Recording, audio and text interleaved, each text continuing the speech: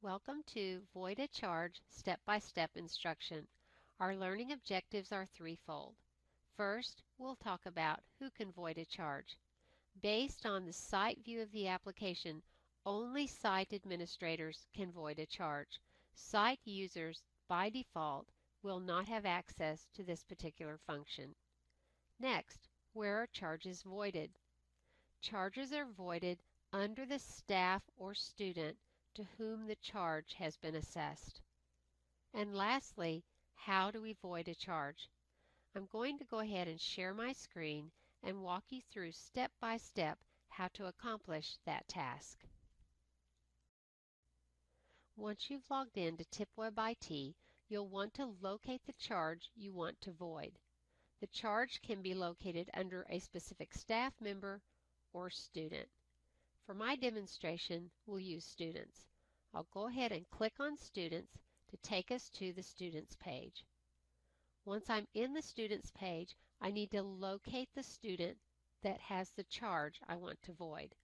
I can narrow my search by entering a student ID, first or last name. I'll go ahead and enter my search criteria. Once I've narrowed down to the specific student, I'll click on the Charges tab. This particular Charges tab reveals two charges. Note one charge has not had any payment made on it yet. The second charge, however, has. Voiding the charge will be different for my first example than for my second. On my first example, no payments have been made. Therefore, voiding this charge is really very simple. I'll move my cursor over to the Edit icon and click. Clicking takes me into the Edit a Charge window. Note the information on the left of my screen about the particular charge. On the right, note there is a void area with a box that I can put a check mark in. If I put a check mark in this box and save, it will automatically void the charge. I'll go ahead and do that now. It gives me a warning that asks me am I sure I want to void the charge as it cannot be undone, and I am sure, so I'll say OK. Now you can see that charge disappeared from my list.